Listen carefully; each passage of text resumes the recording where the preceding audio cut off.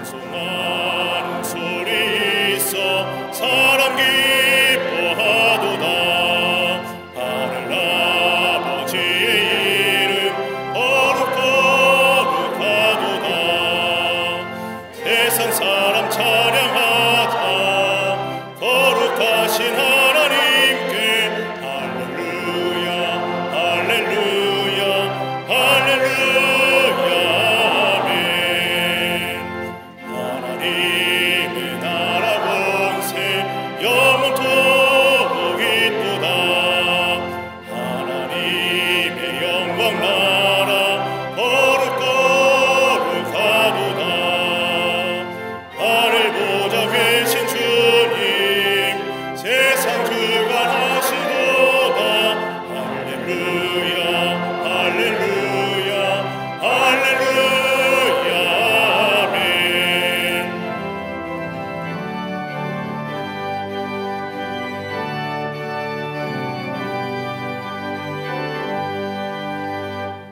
하나님의 크신 섭리 그 뜻대로 되도다.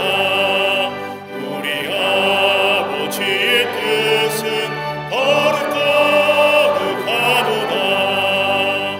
주여 속히 임하셔서 깊은 나를 주옵소서. 할렐루야 할렐루야 할렐루야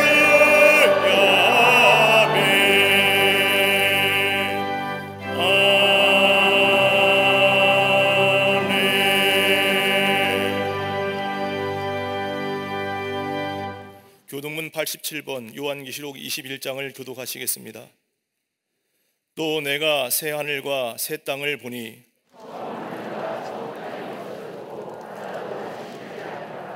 또 내가 보매 거룩한 성 새 예루살렘이 하나님께로부터 하늘에서 내려오니 내가 들으니 보좌에서 큰 음성이 나서 이르되 하나님이 그들과 함께 계시리니 그들은 하나님의 백성이 되고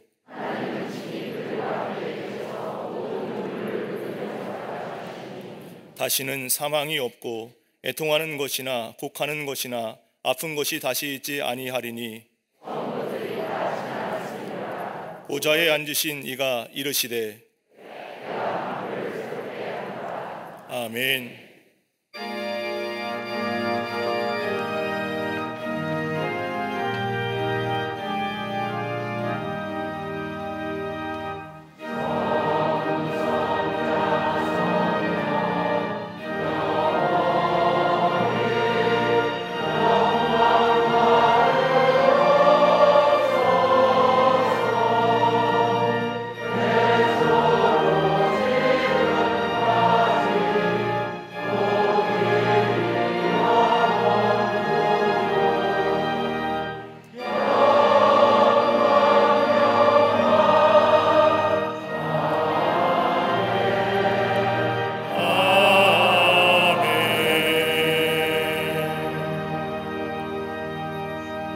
전능하사 천지를 만드신 하나님 아버지를 내가 믿사오며 그 외아들 우리 주 예수 그리스도를 믿사오니 이는 성령으로 잉태하사 동정녀 마리아에게 나시고 본디오 빌라도에게 고난을 받으사 십자가에 못 박혀 죽으시고 장사한 지 사흘 만에 죽은 자 가운데서 다시 살아나시며 하늘에 오르사 전능하신 하나님 우편에 앉아 계시다가 저리로서 산자와 죽은 자를 심판하러 오시리라. 성령을 믿사오며 거룩한 공회와 성도가 서로 교통하는 것과 죄를 사하여 주시는 것과 몸이 다시 사는 것과 영원히 사는 것을 믿사옵나이다. 아멘.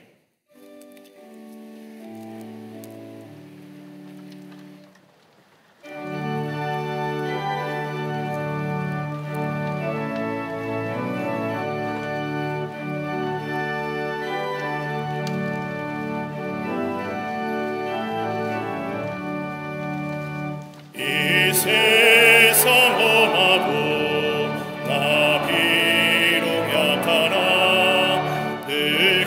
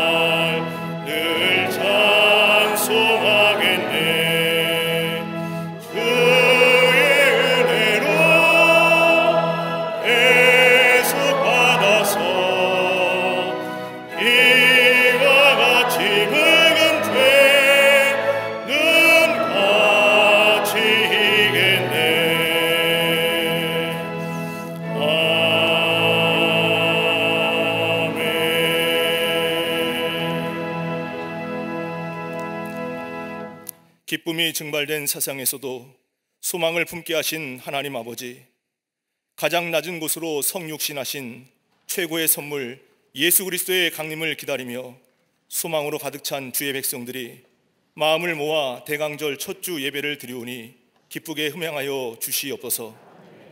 은혜 연장에서 온전한 예배를 드릴 때 성령의 바람을 타고 살아있는 소망, 확실한 소망으로 비상하도록 은혜 베풀어 주시옵소서. 지난 주간의 삶을 돌아볼 때 사람의 영광을 더 사랑하여 교만해진 것을 자복하고 회개하오니 죄악을 봉인하시고 처리하시는 주님의 은혜로 죄의 홍해를 건너 예수 그리스도로 옷 입게 하사 주님과의 연합을 완성해가는 복된 인생으로 변화시켜 주시옵소서. 대한민국과 열방에 치유와 회복의 은혜를 허락하실 하나님 아버지, 겸손히 하나님의 얼굴을 구하며 악한 길에서 떠날 때 이 땅을 생명사계로 보호하사 국가 부흥에서 가정 부흥까지 부흥의 물결이 파도처럼 일어나게 하옵소서. 분열과 다툼의 자리마다 주님의 강건적인 역사로 하나 되는 통합의 내일이 속히 도래하게 하옵소서. 동성애 법을 양성화 법제화하려는 포괄적 차별금지법을 막아주시사 하나님의 창조 질서가 대한민국에 온전히 세워지게 하옵소서. 사학법 개정안도 재개정되게 하사 예배와 신앙교육이 존중되므로 차세대 교육 선교가 지속되게 하옵소서. 미사일 발사와 핵실험을 강행하고 있는 북한이 어리석음을 깨닫고 열방의 주인 되신 하나님께 납작 엎드리게 하사 한반도가 복음적 평화통일의 기쁨으로 가득하게 하옵소서. 우크라이나 사태 장기화로 인한 글로벌 위기들이 주님의 간섭으로 해결되게 하사 열방에 하나님 통치하시는 새로운 안전과 평화의 시대가 열리게 하여 주시옵소서. 시대를 향한 예수님의 답을 전하는 교회로 광림의 재단을 이끄시는 하나님 아버지, 생명적 신앙으로 미래를 열어가는 부서와 기관을 통해 코로나와 여러 난제 속에 닫혀있던 축복의 말문이 터지는 충만의 복이 임하게 하옵소서. 낙심하여 기도를 잃은 세대에게 기도 부흥을 일으키는 속회 선교회로 모일 때 마음이 깨어진 이웃들을 예수 생명에 연결하는 복된 사명 능히 감당케 하옵소서. 주님을 닮아가는 교회학교와 어린이집, 샤이닝 부서와 사랑부, 청년부와 청장년부마다 균형 잡힌 성령의 사람으로 자라 거룩이 일상화되는 평생이 되게 하옵소서. 동탄 광림교회와 잠비아 선교센터가 세워지므로 어그러지고 거스르는 세상에 생명의 말씀을 밝히는 거룩의 등대로 쓰임받게 하옵소서. 한숨과 침체의 시대를 살아가는 가정과 일터를 성령의 불성각으로 보호해 주옵시며 힘든 상황에서도 더 어려운 상황에 있는 이웃을 살리고 세우는 물된 동산이 되게 하여 주시옵소서. 평생토록 하나님 나라의 선교와 주의 재단을 위한 목회에 전념하신 김선도 감독님, 하나님의 부르심을 받으셨기에 저희는 큰 슬픔에 잠겨 있지만 감독님은 환하게 웃으시면서 완전한 몸과 영혼을 처음으로 누리고 계심을 영적인 눈으로 바라보며 위로받게 하옵소서. 감독님께서 삶으로 보여주셨던 주님 사랑, 나라 사랑, 교회 사랑의 신실함을 저희 모두가 마음에 새기고 본받게 하옵소서. 목회 현장마다 뿌려놓으신 목회 철학과 정신이 계속해서 이 시대에 큰 울림이 되게 하여 주시옵소서. 남은 장래의 모든 절차를 성령님께서 주장하시사 큰 위로와 소망이 넘치는 천국 환송 예식이 되게 하옵소서. 감독님, 사모님과 담임 목사님 가족들에게 주님 주시는 위로와 평강이 가득 넘치게 하여 주시옵소서. 어려움 속에서도 주의 말씀을 대원하시는 담임 목사님을 붙들어 주시사 말씀 전하실 때 듣는 이들마다 말씀의 뿌리를 깊이 내림으로 날이 갈수록 신앙과 삶이 일치되는 성승의 삶을 열매 맺게 하여 주시옵소서. 함께 예배드리는 광림 남교회와 서교회, 북교회와 국내의 선교지, 방송으로 예배드리는 성도들에게도 대강절기의 복된 미래를 바라보며 예배드릴 때 회복과 부흥의 창문을 활짝 열어 주시옵소서. 눈물과 고통 가운데 병실에서 추위를 보내는 환우들에게도 은혜를 베푸시사 고난과 억울함의 뿌리까지도 치유되게 하옵소서. 재단을 아름답게 장식한 손길과 거룩한 예배를 위해 여러 모양으로 섬기는 이들에게 성령 충만한 생명력을 부으시사 기쁨 가득한 복음 부흥의 마중물로 쓰임받게 하옵소서. 주님의 무한한 가능성을 찬양하며 감사하는 갈릴리 성가대와 오케스트라의 찬양을 기쁘게 받으시사 예배의 자리가 경외의 자리로 변화되게 하여 주시옵소서. 오늘도 저희와 함께 하시사 어둠의 시대에 영원한 빛을 대망하게 하사 시대를 살며 새롭게 하시는 우리 주님 예수 그리스도의 이름으로 감사하며 간절히 기도드리옵나이다. 아멘. 하늘에 계신 아버지 이름 거룩하사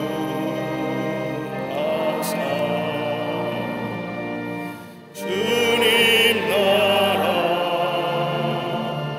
임하시고 끝이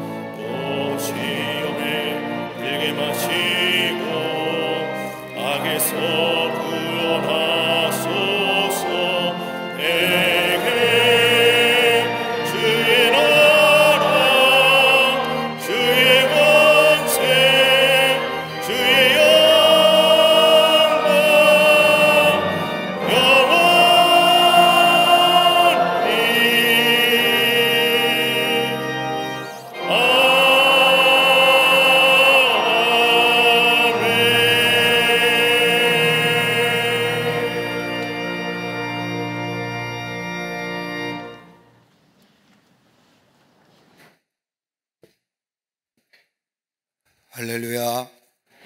거룩한 주일날 하나님 전에 나와 예배한 우리 모든 광림의 권속들 위해 하나님의 놀라운 은혜와 하늘의 축복이 함께 하시기를 먼저 주의 이름으로 축원합니다. 오늘서부터 대강절이 시작됩니다. 예수님이 오시는 이 성탄절까지 대강절을 보내고 있는데 이번 주가 첫 번째 주일입니다. 예수 오심의 기쁨, 예수 오심의 설레임이 넘쳐나는 우리 모든 교우들이 되시기를 바라고 앞뒤 전후에 옆에 계신 분과 함께 인사하시겠습니다. 하나님은 사랑이십니다 라고 인사들 나누시기를 바랍니다.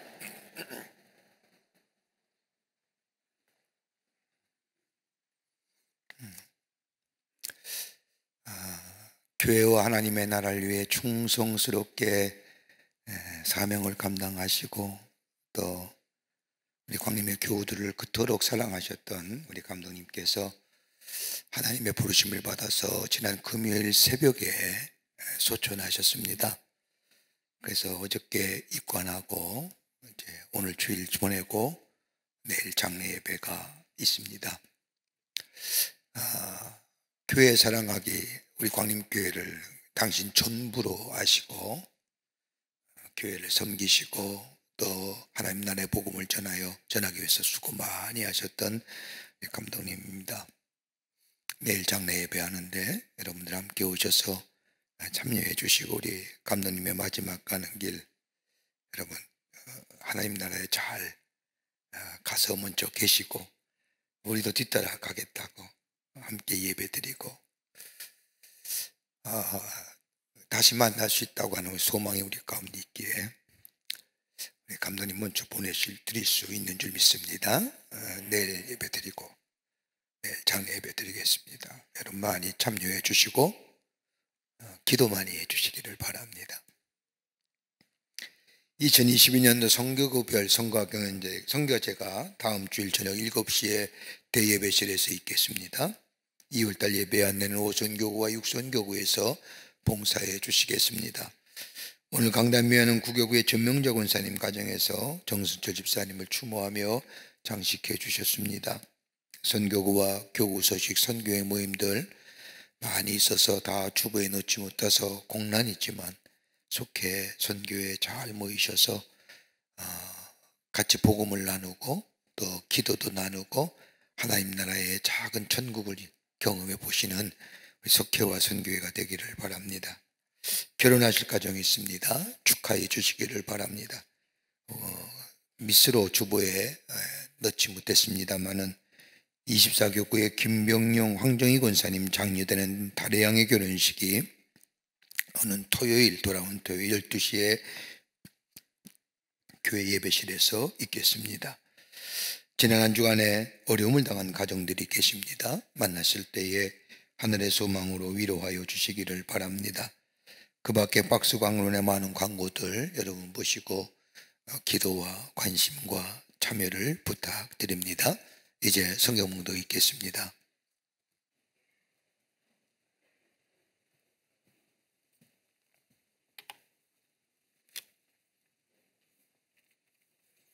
오늘 주신 성경 말씀은 골로새서 1장 24절에서 29절 말씀입니다.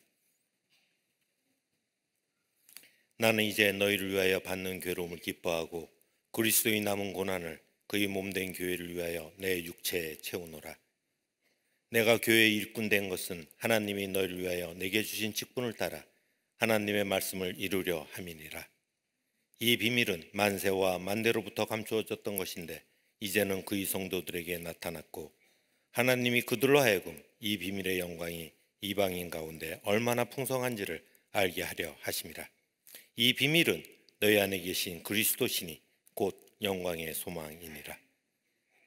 우리가 그를 전파하여 각 사람을 권하고 모든 지혜로 각 사람을 가르침은 각 사람을 그리스도 안에서 완전한 자로 세우려 함이니 이를 위하여 나도 내 속에서 능력으로 역사하시는 이의 역사를 따라 힘을 다하여 수고하노라. 아멘.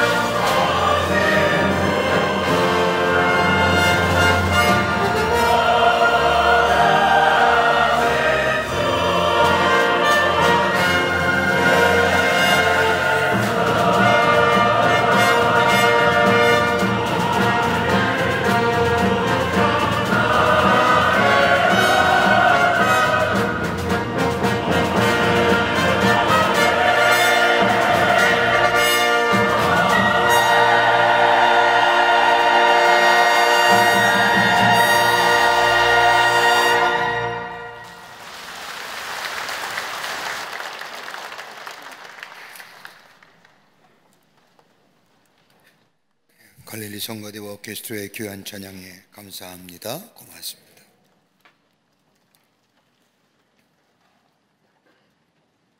우리는 인생을 살아가는 데 있어서 많은 것들이 필요합니다.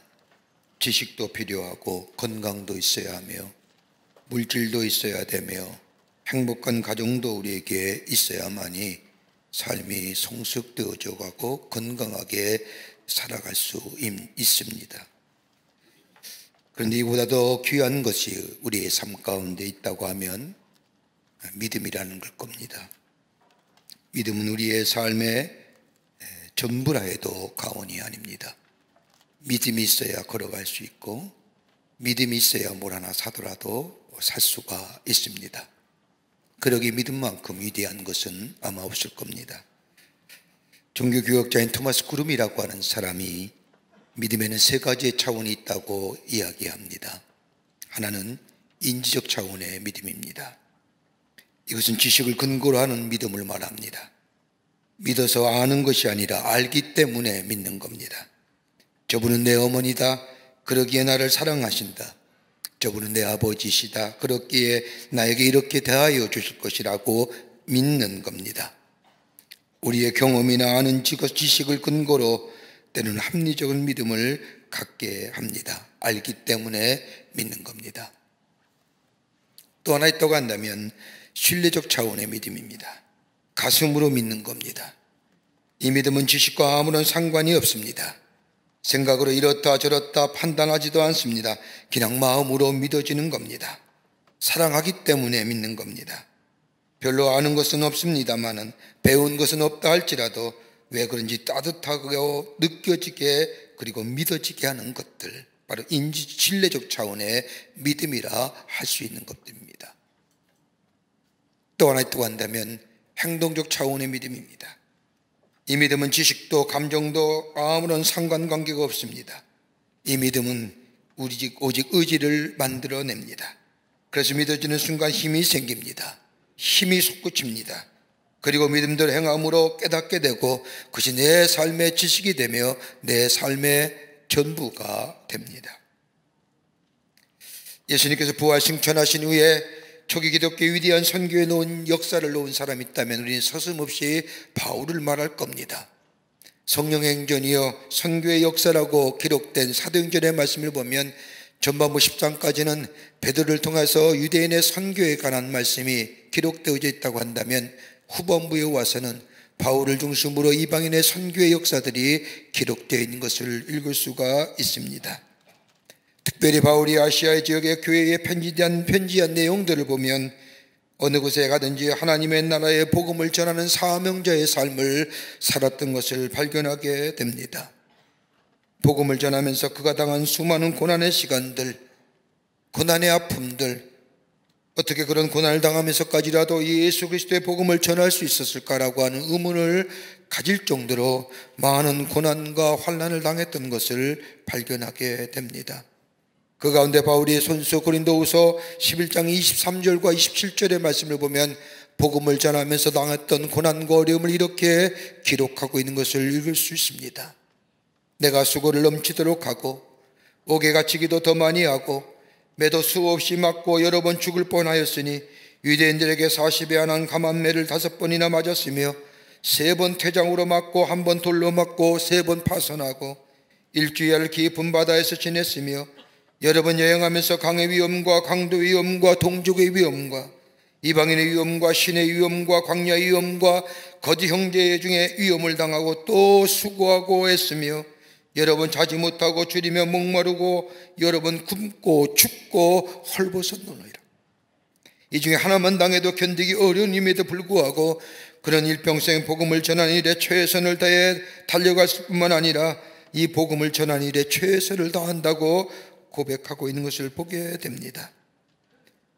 우리가 잘 알다시피 바울은 상당한 지식을 가진 사람입니다. 상당한 지식을 가진 사람으로서 제자를 세워 이들을 통하여 하나님 나라의 복음을 전할 수도 있었습니다. 또한 로마의 시민권을 가지고 있었기에 당시 시대적인 상황에서 로마가 부여해준 시민권을 가지고 얼마든지 하나님 나라의 복음을 전할 수가 있었습니다. 지금이나 옛날이나 돈이면 할 수 있는 것이 많았기에 돈이라도 복음을 전할 수 있었지만 이런 것들을 다 내려놓고 복음을 직접 전하면서 일평생 고난과 시련이 와도 중단하지 않고 복음을 전했던 이유가 어디에 있었을까요? 그에게는 그 나름대로 이유가 있었습니다. 그걸 가리켜서 바울은 비밀이라고 얘기합니다. 하나님과 나만이 아는 이야기. 비밀이란 단어는 헬라어로 무스테리온이라고 말하는데 이 단어는 영어의 미스테리에 어근이 되는 말입니다. 신비스러운 일, 불가사의한 일, 하나님과 나만이 알고 있는 비밀스러운 이야기. 이 무스테리란 단어는 성약 성경에 무려 27번이나 나오고 있으며 구약 성서에는 5번이나 기록되어 있습니다. 바울이 말하는 이 무스테리온, 신비로운 불가사의한 일의 중심은 예수 그리스도십니다. 예수 그리스도와 나만이 아는 비밀. 세상 사람들은 예수를 믿고 사는 우리들을 잘 이해 못합니다. 교회 가서 저렇게 시간을 보내고 힘들게 땀 흘려 번 돈을 헌금으로 하나님 앞에 드리며 시간을 내어 봉사하고 수고하는 모습들 도무지 이해가 되지 않습니다. 이해가 되려고도 이해가 되지 못하지요. 그런데 우리에게는 비밀이 있습니다. 세상 사람들이 이해하지 못하는 일, 오직 바울이 자신과 하나님만이 아는 이 비밀, 이 미스터리온, 그것이 또한 우리도 있기에 하나님 나라의 복음을 위하여 시간을 들여가며 정성을 들여가며 이 땅에 복음의 역사를 놓아가는 것을 우리는 고백하게 됩니다. 바울이 말했던 하나님을 아는 일, 무스테리온, 이 사명이 무엇인지, 하나님과 자기만이 갖는 비밀의 내용은 어떤 것인지 오늘 본문의 말씀을 함께 나누며 은혜를 받고 또 함께 깊게 상고해 보고자 합니다. 첫째는 예수 그리스도께서 나에게 새로운 생명을 주셨다는 겁니다. 바울이 예수와 나와의 비밀 무스테리온 다름이 아니라 나는 영원히 죽을 수밖에 없는 유한한 생명이지만 나에게 영원한 생명을 주셨을 뿐 아니라 이를 일깨워 주신 하나님의 사랑, 그 그리스도의 사랑이 나로 하여금 하나님의 사랑, 하나님의 복음을 전하는 자의 삶으로 살아가게 했다는 겁니다. 그러게 갈라디아서 6장 17절의 말씀을 보면 바울이 고백하기를 누구든지 나를 괴롭게 하지 말라, 내가 내 몸에 예수의 흔적을 지녔냐라고 고백합니다. 예수만 나만이 아는 비밀, 다름이 아니라 내 육체의 생명은 썩어질 생명이요 사라질 생명이지만 나에게 영원한 생명을 허락해 주신 그 하나님의 놀라운 사랑하심. 1993년에 제작된 재난영화로서 많은 사람들에게 감동을 주었던 Alive, The Story of Andes라고 하는 영화가 있습니다. 지금으로부터 51년 전 1972년 10월 13일 우루과이 럭비팀 선수들이 칠레와의 친선 경기를 갖기 위해서 비행기를 타고 가다가 악천후로 인하여 안데스 산맥에 추락하고 맙니다. 45명의 선수가 타고 있었는데 추락하는 과정에서 12명이 죽습니다.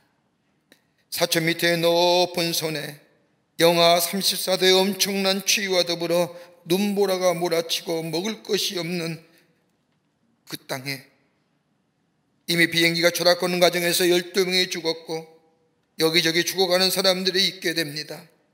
먹을 것이 아무것도 없었습니다. 비행기 안에서 있던 작은 라디오에서 구조작업이 시작되는 소식은 들었지만 조난당한 근처에 헬기 한 대 뜨지 않고 얼마의 시간이 지난 후에 모든 사람이 다 죽은 곳으로 생각되어 구조를 포기한다는 소식을 듣게 되면서 생존한 사람들은 모두가 아연질색과 더불어 절망하게 됩니다. 하루를 지나 새로운 아침이 되면 한 사람이 죽었습니다. 산소의 부족, 물의 부족, 추위와 배고픔, 그리고 절망과 두려움이 저들 가운데 엄습하면서 살 수 있다는 가능성이 전혀 없을 때에 로베르토 카네스라고 하는 사람이 살아있는 사람들에게 살아남는 방법에 대하여 말합니다. 우리가 살아남는 방법이 있다면 몇 조각의 빵과 초콜릿 그리고 비행기 실은 포도주 몇 병 가지고는 살아남을 수 없다고 말하면서 우리가 살아남는 방법은 다름 아닌 죽은 친구들의 시신을 먹는 일밖에 없다고 말합니다. 그러나 사람들은 생존한 사람들에게 우리가 일단 살아야 된다고 말하면서도 저 시신을 먹지 않고는 배고픔과 추위를 넘어서 살 수 있는 방법은 없다고 말합니다. 이런 재난의 찬반의 양면이 나누어지면서 하루가 지나자 그 다음 날에 또 한 사람이 죽었습니다. 이렇게 죽어간 사람이 17명입니다. 이제 16명 남았습니다. 이러한 때 한 사람이 제안하기를 우리가 여기서 언제 올지 모르는 구조대를 기다리며 죽어가기보다는 사람을 보내어 우리가 있는 위치를 알려 구조대가 올 수 있도록 사람을 보내자고 제안을 합니다. 그래서 세 사람을 선정하여 죽은 시신의 살을 조금씩 베어 그 위에 초콜릿을 얹고 먹을 양식을 만들고 사람들을 있는 마을로 내려보냅니다. 구조하러 종을 간 사람들 무려 9일간을 방황하다가 말을 타고 가는 원주민의 도움을 받아서 그들이 구출받기까지 16사람이 구조받기까지 무려 72일간을 그 엄청난 추위 가운데 버팁니다. 저들이 살아남은 것이 기적이었습니다. 구조받기까지의 일들을 이야기하는 가운데 저들이 사람의 시신을 먹었다는 것이 알려지게 되면서 그간데 처음으로 사람의 시신을 먹고자 재혼했던 로베트 카네스라고 하는 사람은 곤고한 지경에 처하게 됩니다. 양심의 가책과 더불어 종교계의 문제 제기와 더불어 실적법성의 문제와 더불어 여러 가지 복합적인 문제가 있게 되자 고통스러워 견딜 수가 없었습니다.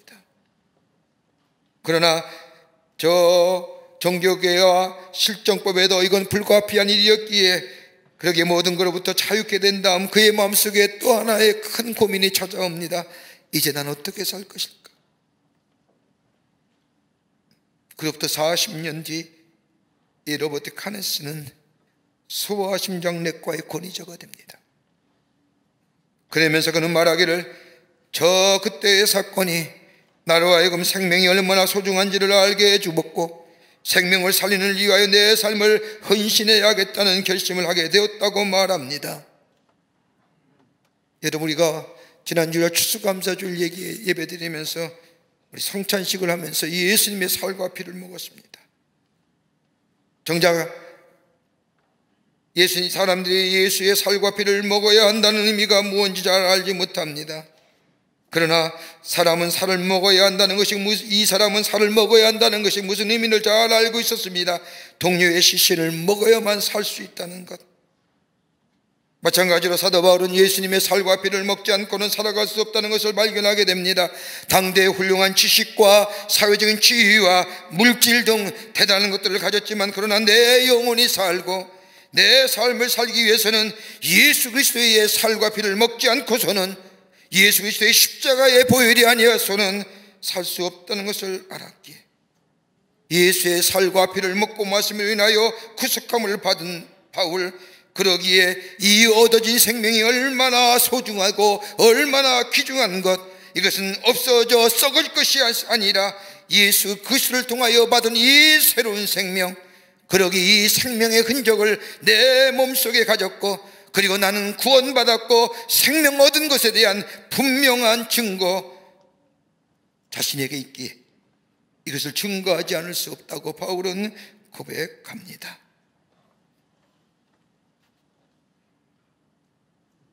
예수 그리스도의 피로 죄사함을 받았습니다. 새로운 생명을 얻었습니다. 이 은혜를 입지 않은 사람이 어디에 있겠습니까? 그러기에 바울은 나는 예수의 흔적이 있다. 예수께서 나를 살리기 위해서 십자가에서 피 흘리신 것을 그 흔적이 나에게 있다. 이 흔적이 나로 하여금 새롭게 할 뿐만 아니라 나로 하여금 생명을 구하는 일, 예수를 전하는 일에 부르고 있다고 고백하면서 자신을 향하여 언제나 복음의 빚진 자로 자신을 소개하고 있는 것을 보게 됩니다. 우리 교회에서는 큰 슬픔이요, 한국 교회에서도 큰 슬픔이고 세계 모든 교회가 안타까워하는 우리 감독님께서 지난 금요일날 하나님의 부르심을 받아서 하나님 나라에 가셨습니다. 감독님의 생애를 많은 말로 정의하고 이야기하지만 우리 감독님의 생애를 잘 나타내는 것이 있다고 한다면 5분의 기적입니다. 5분이 감독님의 생애를 어둠에서 빛으로, 절망에서 소망으로, 저 죽음에서 생명으로, 그러게 우리 감독님은 일생을 평생의 복음의 빚진 자로 사셨던 것을 보게 됩니다. 그리스도가 나의 생명을 살리신 그것이 벌써 내 삶이요, 그것이 내 삶에 나타난 5분의 기적이요. 그러게 일생을 복음을 전하며 생명을 살리신 그 은혜에 감사하며 사셨던 감독님의 생애를 다시 한번 생각하게 됩니다. 바울이 그랬습니다. 나는 예수 그리스도의 흔적을 가졌노라. 나는 날마다 예수 그리스도의 살과 피를 먹노라. 두 번째는 생명을 살리는 일이 가장 소중하고 의미 있는 일이라고 생각했습니다. 바울은 여러 가지 일을 할 수 있었습니다. 돈을 벌 수도 있었고 로마의 권력을 가지고 어떤 일도 할 수 있었으며 자신이 배운 지식을 가지고 다른 사람을 가르치거나 그 시대에 일어난 일들에 대해 말할 수 있는 자리에 올라갈 수도 있었습니다. 자신이 할 일이 많았지만은 그러나 가장 궁극적인 일은 생명과 더불어 영혼 구원한 일이야말로 자신에게 가장 가치 있고 소중한 일로 여기기에 이 생명의 복음을 전한다고 말합니다. 여러분, 사람에게는 보람있게 살 수 있는 일들이 많이 있습니다. 우리의 삶의 연장에서 내가 먹든지 마시든지 무엇하든지 보람있게 살던 일들이 많이 있었지만 그 가운데 가장 귀한 것이 있다고 한다면 내 삶이 내 예수 그리스도의 영광을 위하여 살아갈 수만 있다면, 내가 무엇을 하는지 나로 인하여 다른 사람들이 예수를 알고 나로 인하여 예수의 사람들이 세워질 뿐만 아니라 나를 인하여 절망과 좌절 가운데 있는 자들이 내가 그러했듯이 예수를 인하여 내 삶의 절망과 좌절에서 소망과 새로운 희망의 삶으로 변화되었던 것처럼 나를 통하여 다른 사람의 생명을 세우고 살릴 일들이 내 안에 있다고 한다면 이거보다 가장 귀하고 소중한 일이 어디 있을까요?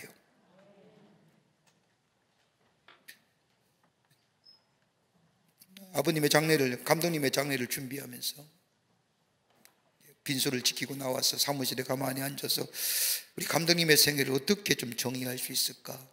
여러 많은 분들이 나름대로 감독님의 생애에 대해서 정의하고 이야기하지만 제가 목회자로서 또 귀하게 신앙의 유산을 물려주신 분으로서 가장 가까이에서 본 사람으로서 우리 감독님의 신앙의 모습을 뭐라고 좀 이렇게 얘기할 수 있을까? 이렇게 설교 준비하면서 책상에 앉아서 가만히 생각해 보았습니다.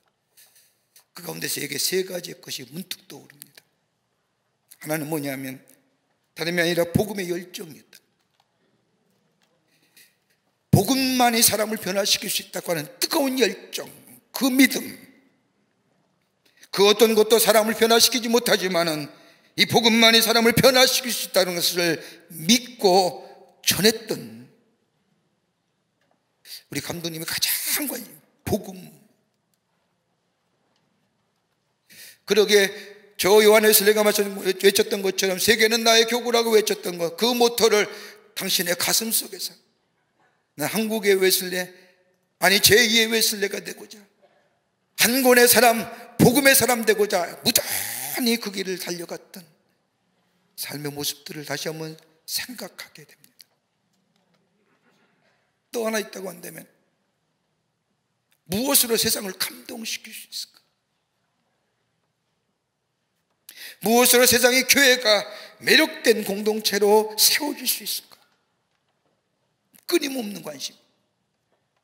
지금은 교회가 세상의 소망이라고 얘기하지만 소망의 구체적 근거를 제시하지 못하고 막연하게 소망이라고 얘기하지만 감독님의 감사는 어떻게 저 세상 가운데 교회가 세상을 감동시킬 수 있는 것이 어떨 것일까? 감독님의 책들, 설교들, 말씀들 가만히 이렇게 보면 딱 두 가지로 얘기할 수 있습니다. 하나는 뭐예요? 우리 그리스도인의 삶에 있어서 가장 나타낼 부분이 뭐냐? 거룩함이, 구별된 삶. 복음으로 변화된 삶이 내 삶 속에 구적인 삶의 증거로 나타나야 된다는 겁니다. 그러기에 성숙한 인격, 건강한 신앙, 건강한 믿음, 건강한 주로 우리의 삶 속에 드러난 삶의 모습들에 대해서 부단히 말씀을 전했던 모습들. 구별된 자의 삶. 또 하나 있다고 한다면 외적으로 드러난 삶의 모습들, 섬김의 모습. 그렇게 수많은 사회적인 섬김의 모습의 일들을 감당하면서 오셨던 것을 보게 됩니다. 구별됨과 섬김의 모습. 또 하나 있다고 한다면 끊임없이 비전의 사람이 아니었던가? 하나님이 주신 꿈을 꿈꾸며 그 비전을 위해 달려갔던 사람, 하나의 꿈이 이루어지면 그 꿈으로 끝나는 것이 아니라 또 다른 꿈을 꾸며 지속적으로 꿈꾸는 사람, 꿈꾸는 삶, 거기에 걸맞는 믿음을 가지고 믿음으로 주시는 인내와 의지와 결단력을 가지고 그 하나님의 꿈을 이루어가려고 했던 삶. 여러분, 믿음의 내용이 무엇입니까?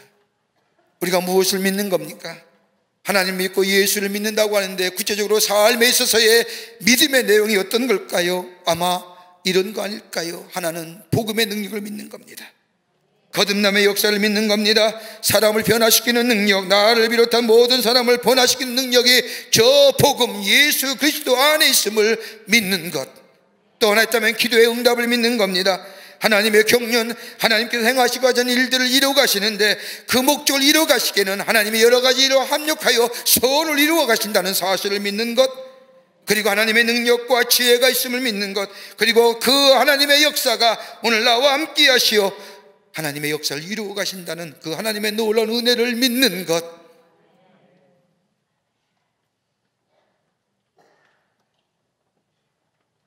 그렇다고 한다면 하나님의 부르심을 받아 하나님의 백성된 자의 삶의 가장 큰 일이 어떤 걸까요? 여러분, 물질을 많이 만나야 될까요? 높은 자리에 올라가야 큰일 아닙니까? 수많은 역량을 가지고 지혜와 지식을 가지고 박식한 사람들에게 설명하는 것, 이것이 바로 하나님의 영광을 드러낼까요? 아닐 겁니다.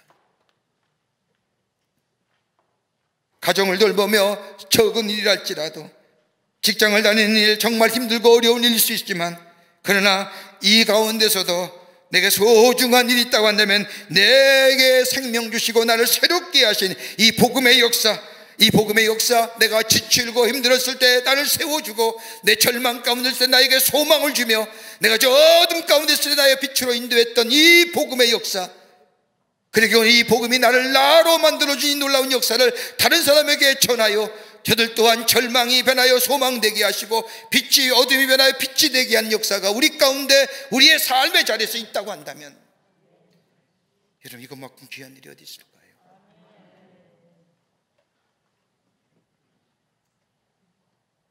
내가 높이지 않지만, 내가 드러나지 않지만, 내가 할 수 있는 가치 있고 의미 있는 일을 다른 사람의 생명을 살리고 이 땅에 소망 두는 것이 아니라 저 하늘나라에 소망을 두고 살아갈 수 있는 삶, 다른 사람에게 이 선한 영향을 미칠 수 있다고 한다면 이것보다 귀한 일이 어디 있을까요?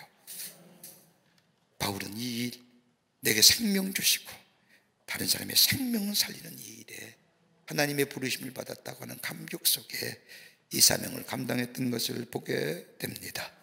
이 고백이 오늘 우리의 고백이 되기를 바랍니다.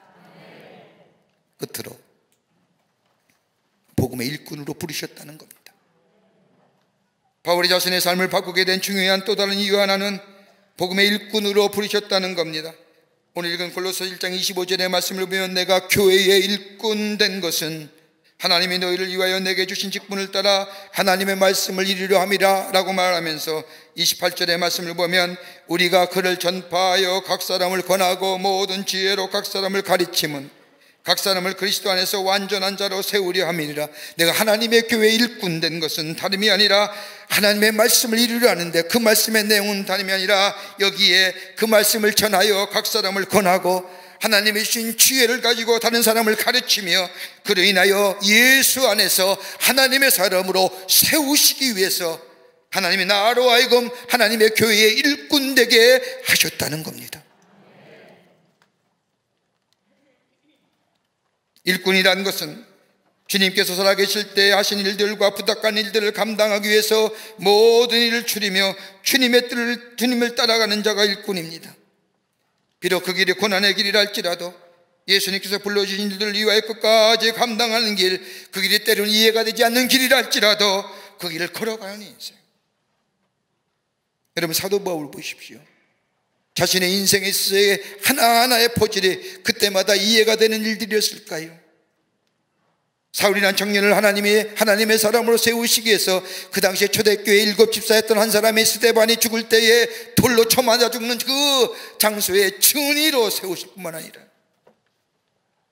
어떤 신학학자는 이 바울이 돌에 맞아 죽는 스데반의 모습을 보면서 그의 얼굴이 해와 같이 빛났다는 것에 충격을 받고, 그때부터 바울이 가졌던 저 유대주의와 율법에 대한 신념들이 무너졌다고 얘기하는 학자들이 있습니다.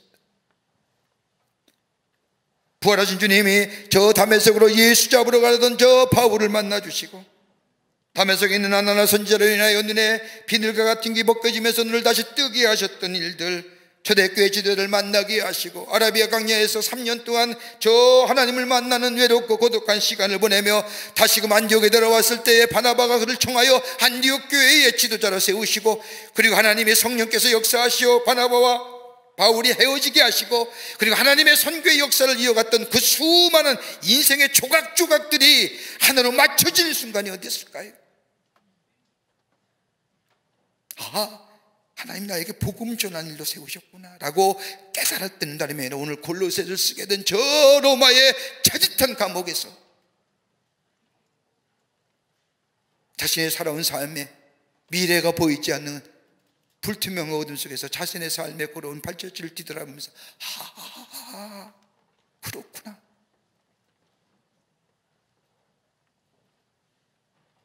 나를 복음 전하는 자로 하나님이 세우셨구나, 복음의 일꾼으로 세우셨구나. 한 출판사에서 출판한 책 가운데 명자누라는 책이 있습니다.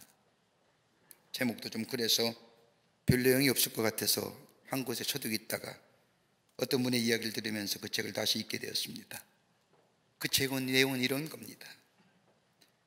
지금 은퇴하신 한 이한영 교수라는 분이 지은 책으로서 하나님이 어떻게 자신의 인생의 포즈를 맞춰가셨는가에 대한 간증의 말씀입니다. 이분은 일남 4녀의 가정에서 태어났는데 자신이 위의 누나가 이름이 명자입니다. 이 누나는 굉장히 탁월한 사람이었습니다. 저 브라질로 이미 간 이 가정들, 상파울레 누나와 함께 살면서 공부를 하는데, 아버지께서는 브라질의 농촌을 변화시키고자 머리가 좋은 이 명자 누나, 공부 잘하는 명자 누나를 농과대학에 보내고 자신은 의사가 되기 위해서 의과대학에 보냅니다. 머리도 좋고 인물도 좋고 성격도 좋고 믿음도 좋으니 얼마나 자신감 인생을 살았는지.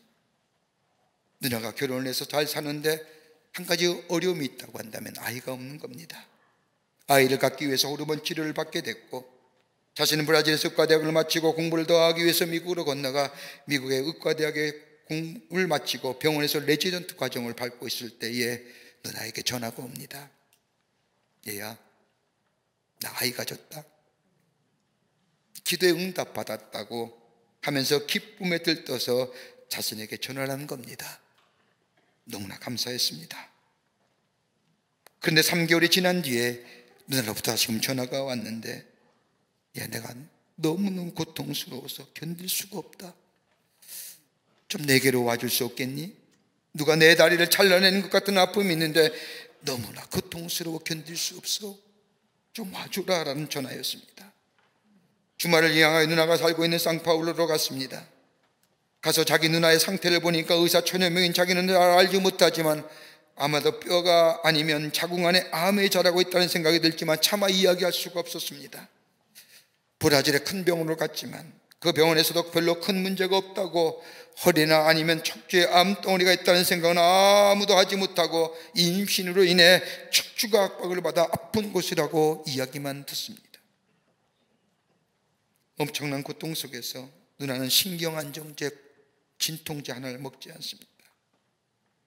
임신 8개월쯤 되었는데 너무나 고통이 심하니까 미국으로 건너가 미국 병원에 MRI를 찍는 과정에서 척추뼈와 엉덩이뼈가 다 부러져져 있는 것을 발견하게 됩니다.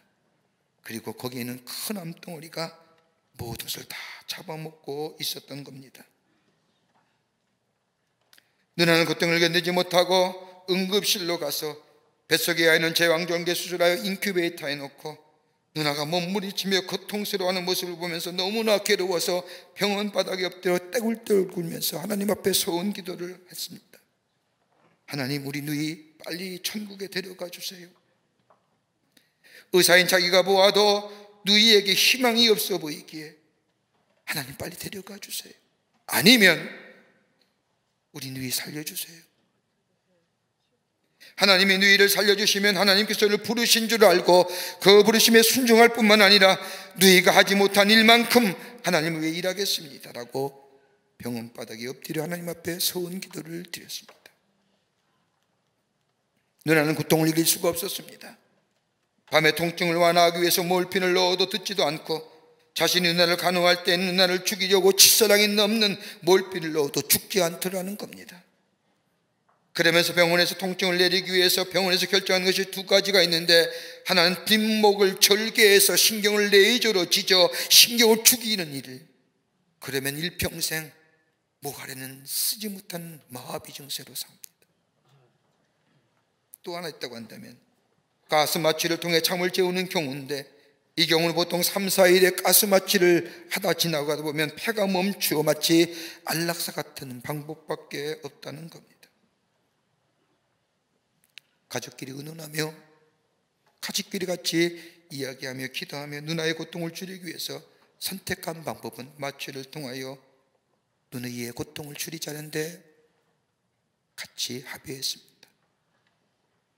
그리고 나서 있는데 아버지가 이 아들에게, 야, 내가 한번 들어가 보아라.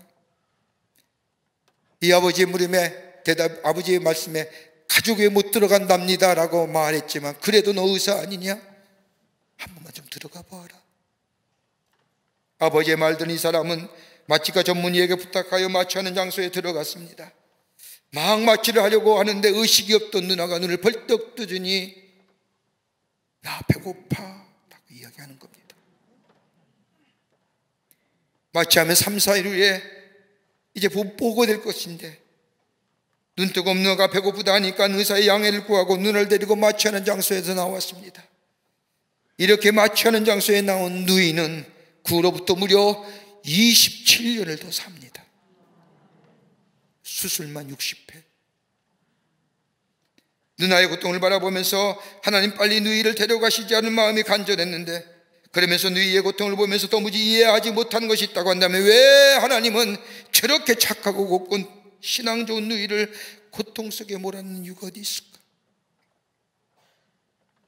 저렇게 긴 세월 동안 아프게 하시는 이유가 어디 있을까? 그러면서 자신에게 가끔 전해주는 누이의 말 가운데, 나는 모든 것을 다 가지지 않았니? 나는 하나님께서 너무나 많은 축복을 주셨다고 생각했는데, 그런데 이거 아무 소용없어. 하나님이 가져가시면 이거 아무것도 아니야. 나에게 남아있는 것이 있다면 예수님밖에 없어. 그러면서 오늘도 예수의 힘으로 살아간다고 고백하는 누이의 고백들. 명자 누나를 바라면서 고통이 무엇일까?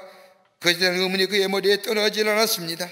그리고 군의관으로 일하다가 제대를 하고 락펠러 암센터의 연구원을 가려고 할 때에 어느 날 밤 꿈을 꾸었는데, 자신이 다녔던 교회학교 주일학교 선생님이 나타나서, 너 이제 신학교 가야지.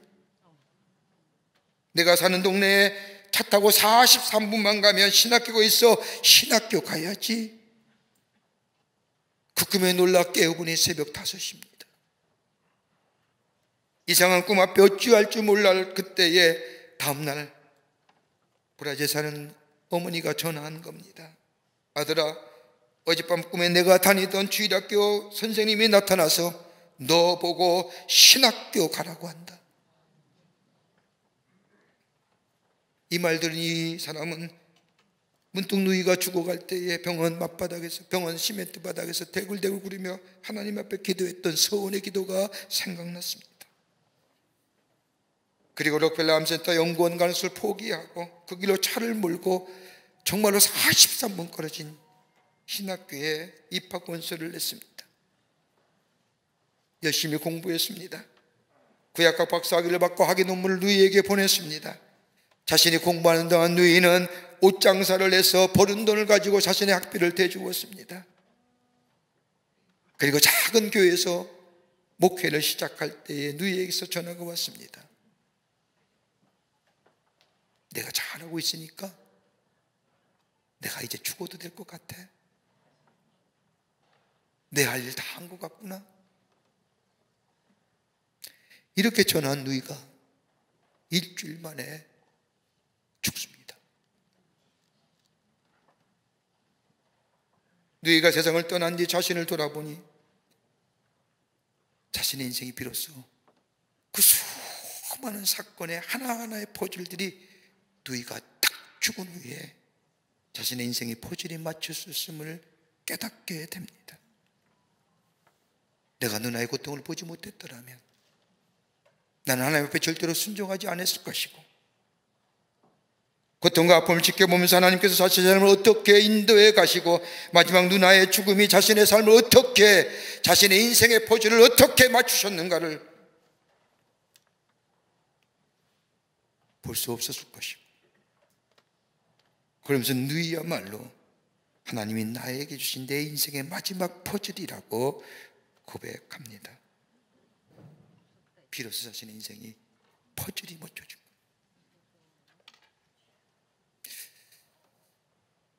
감독님이 돌아가시면서 큰 숨을 2번 내쉬었습니다.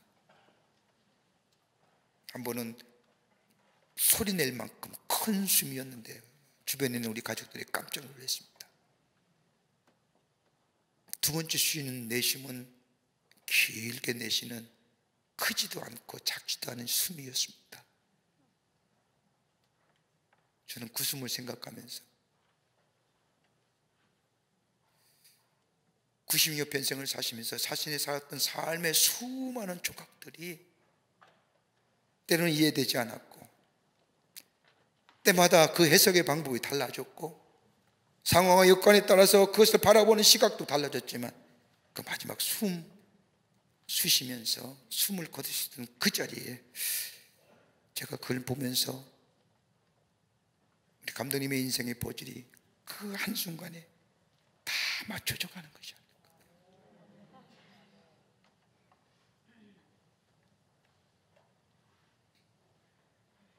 우리는 인생을 살면서 우리의 인생의 하나님의 퍼즐은 어떤 것이었을까요? 수없이 당하는 어려움과 갈등과 고통과 분노와 어려움과 시련과 낙심과 절망과 깨어짐과 무너짐과, 여러분, 그것의 반복의 연속이 오늘 우리의 인생에 여기까지 오지 않았을까요? 그 가운데 하나님이 함께 하시지 않았더라면 오늘 이 자리에 올 수 있었을까요? 그래도 아직도 우리 인생의 퍼즐에 의문이 많이 있잖아요. 어느 때 맞춰질 수 있을까요?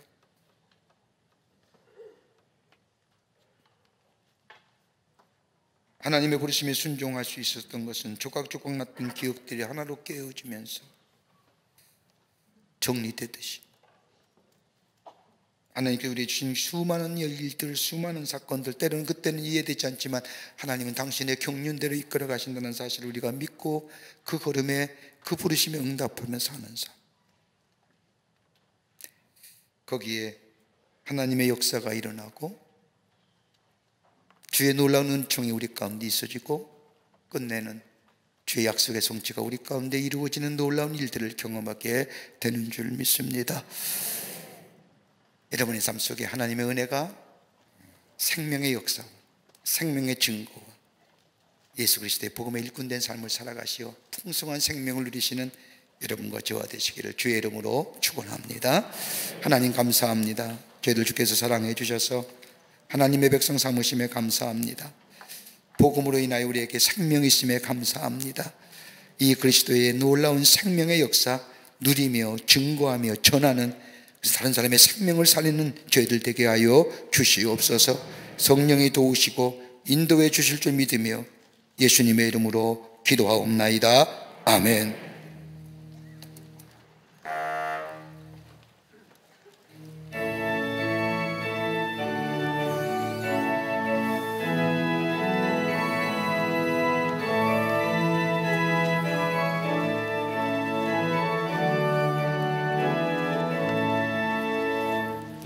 죄를 정케 하사 주의 일꾼 삼으신 구세주의 넓은 사랑 항상 찬송합니다.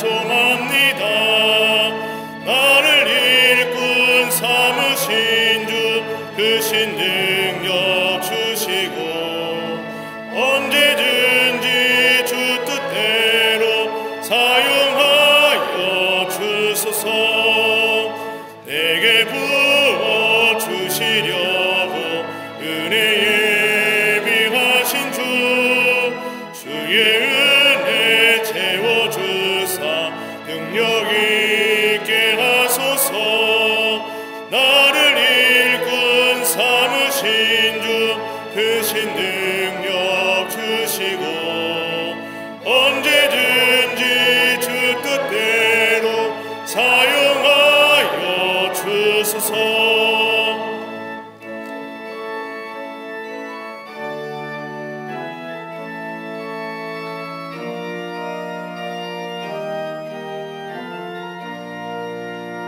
죄의 짐을 풀어주신 주의 능력 그도다. 나를 피로 사신 예수 내 맘속에 오소서. 나를 일꾼 삼으신 주 크신 능력 주시고 언제든지 주 뜻대로 사용하여 주소서. 주여 내게 성령으로 충만하게 채우사 생명수가 강물처럼 흐르게 하옵소서. 나를 일꾼 삼으신 주 크신 능력 주시고 언제든지 주 뜻대로 사용하여 주소서.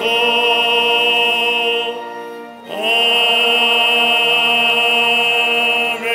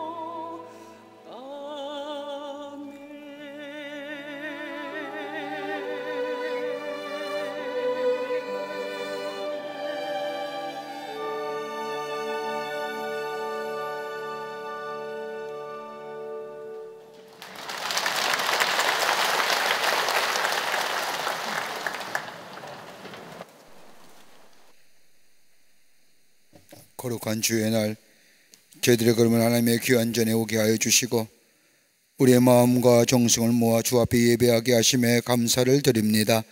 우리 예배를 기쁘게 받으시고 하늘의 놀라운 은혜와 하늘의 축복이 임하는 이 시간 되게 하여 주시옵소서. 하나님 앞에 예배하며 귀한 예물 성별하여 주님 앞에 봉헌합니다. 저희들의 믿음과 정성을 주께 드리오니 받아주시고 하나님 나라의 귀하게 쓰임받게 하시며 이 예물이 있을 때마다 하나님 나라의 지경이 넓혀지며 주의 복음이 널리 증거되어 주께로 돌아온 자가 많아지는 귀한 예물로 주님 사용하여 주시옵소서. 드린 손길마다 하나님 축복해 주시되 저들의 삶과 기업과 가정과 자녀들마다 하나님의 살아계심의 역사가 만방에 증거된 일들로 주님 삼아 주시옵소서. 아버지 하나님, 이 나라 이 백성을 긍휼히 여겨주시사 이 땅에 이 백성의 마음속에 자리 잡고 있는 어둠의 그림자가 다 물러가게 하여 주시옵소서. 어둠 대신 빛의 역사가 있게 하시며 나눔의 역사 대신 하나됨의 역사가 이 땅과 이 백성 위에 있게 하여 주셔서 하나 되어 새로운 미래를 향하여 나아가는 복된 나라, 축복받는 나라가 되게 하여 주시옵소서. 정치, 경제, 사회, 문화 모든 분야에 하나님이 친히 주관하여 주시고 의로운 통치자가 되어 주시사 아버지 하나님이여 절망과 좌절에 아버지 하나님 모든 것들이 물러가고 새로운 소망과 희망의 놀라운 역사들이 있는 모든 것들로 주님 삼아 주시옵소서. 지구촌에 곳곳에 일어나는 전쟁이나 테러나 그 밖에 많은 것들 다 물러가게 하시며 천송과 전쟁의 소리 대신 샬롬의 소리가 넘쳐나는 지구촌의 모든 백성들이 되게 하여 주시옵소서. 우리의 삶이 늘 주님 앞에 거룩한 자의 삶으로 그리고 삶의 열매인 섬김의 모습으로 살아갈 수 있도록 도와 주시옵소서. 우리 감독님 하나님 나라에 가신 줄 믿습니다. 주님 주의 의로운 품으로 안아주신 줄 믿습니다. 다시 만날 수 있는 소망이 우리 가운데 있음에 감사를 드립니다. 남기셨던 삶의 많은 것들, 신앙의 유산들 우리 마음속에 생기고 주의 놀라운 역사를 이뤄가는 저희들 되게 하여 주셔서 저 하늘나라에가 다시금 기쁘게 만날 수 있는 저희들로 주께서 인도하여 주시옵소서. 감사드리오며 예수님의 이름으로 기도하옵나이다. 아멘.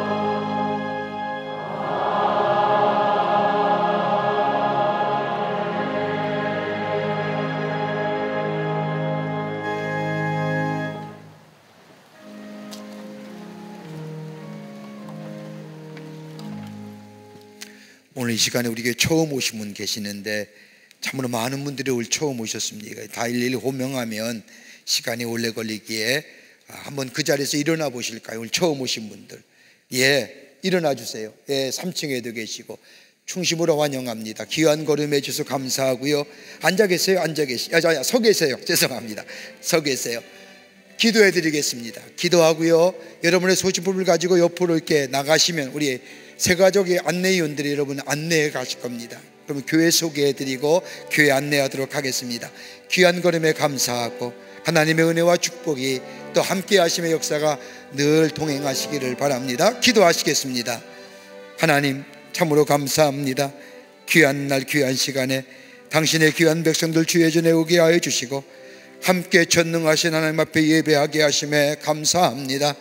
저들의 힘을 하늘나라의 생명체 이룩해 주시고 구원과 영생의 소망 가운데 이 땅에서 임마누엘 주님과 늘 승리하며 축복을 누리며 증거하는 삶 하나님의 백성의 삶으로 삼아 주시옵소서.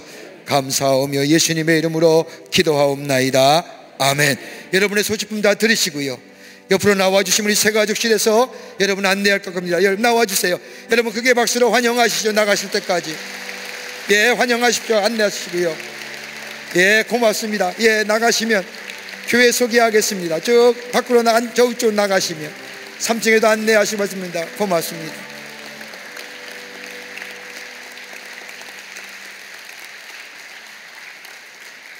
고맙습니다. 말씀 묵상 지금 온타임 12호로가 나왔습니다. 올해 마지막 분인데 여러분 하나씩 구입하셔서 하루를 말씀으로 여는 귀한 말씀의 묵상집이 되기를 바랍니다. 뉴스레터 나왔습니다. 오늘 뉴스레터는 특집호를 만들었는데 감독님에 관한 특집호를 만들었습니다. 여러분 우리 감독님 여러분 생애 잘 아시지만 그래도 이 뉴스레터로 만들어 봤습니다. 여러분의 가정에도 하나씩 이렇게 간직하시고 같이 나누시면 좋을 것 같아서 특집호 만들었습니다. 나가실 때 가져가셔서 같이 나누는 기회 되시기를 바랍니다. 오늘 우리 귀한 분 손님 한 분 오셨는데 뉴질랜드 광림교회를 섬기는 우리 정명환 목사님이십니다. 오랜만에 우리 교회 오셨는데 여러분 크게 박수로 환영하시죠. 네, 감사합니다. 네. 내일 아침 9시 30분에 이 자리에서 우리 감독님 장례 예배가 있겠고요. 조문은 2시부터 베델 성전에 빈소를 마련했습니다. 거기 여러분 가운데 조문하기를 원하시는 분들은 2시 이후에 오시면 조문하실 수가 있습니다. 참 안타깝고 가슴이 먹먹하죠. 그러나 우리가 하나님이 약속하신 것처럼 만날 수 있는 소망이 우리 가운데 있기에 우리 감독님 하나님 나라에 보내드릴 수 있는 줄 믿습니다. 우리 만날 수 있는 소망 가지고 우리 감독님이 남기셨던 귀한 신앙의 귀한 일들 이루어 나가는 우리 모든 광림의 교우들이 되시기를 바랍니다. 마지막 찬송 우리 감독님이 좋아했던 찬송가 가운데 하나입니다. 다 일어나실까요? 우리 함께 마지막 찬송하시겠습니다.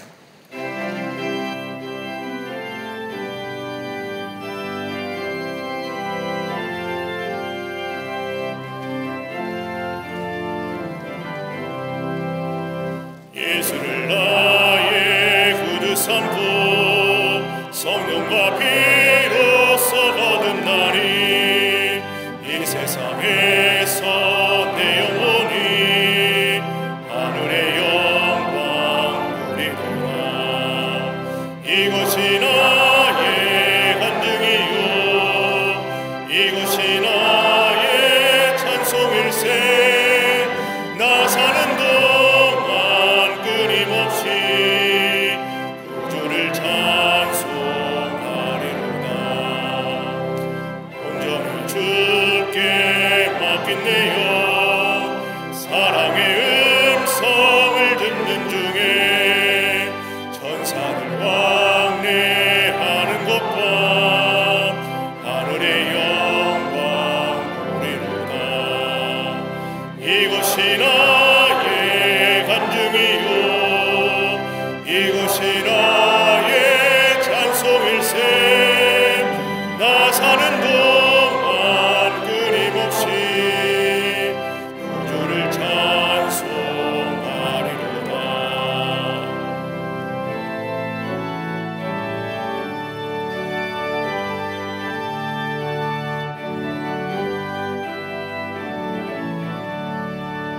주 안에 깊은 누림으로 마음의 풍랑이 잔잔하니 세상과 다른 간 곳 없고 구속한 주만 보이노라.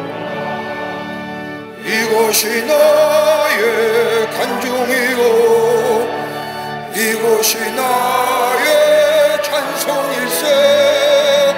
나 사는 동안 끊임없이 구주를 찬송하리로다. 아멘.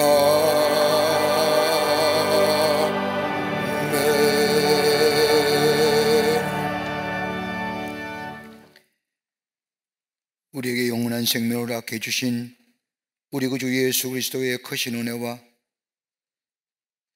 우리를 얼마나 사랑해 주시는지 한량없으신 하나님 아버지의 사랑하심과 우리 안에 내재하시며 역사하시며 인도하시는 성령님의 놀라운 능력의 역사가 나를 구원하시고 나를 이렇게 생명을 주시고 나를 새롭게 하시는 이 놀라운 하나님의 은혜와 사랑을 다시금 새롭게 간직하고 전하는 삶으로 살아가기로 결단할 뿐만 아니라 그토록 사랑했던 우리 감독님 하나님의 나라에 가시고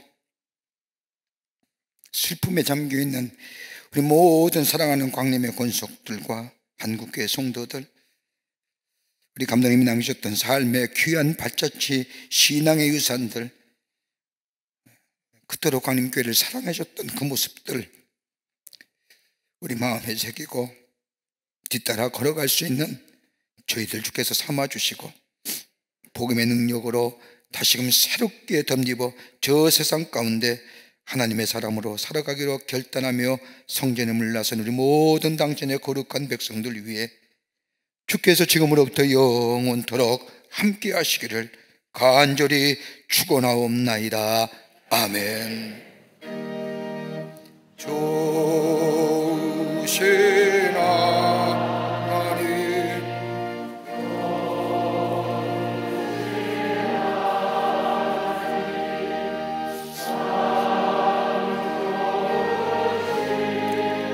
나의 하나님,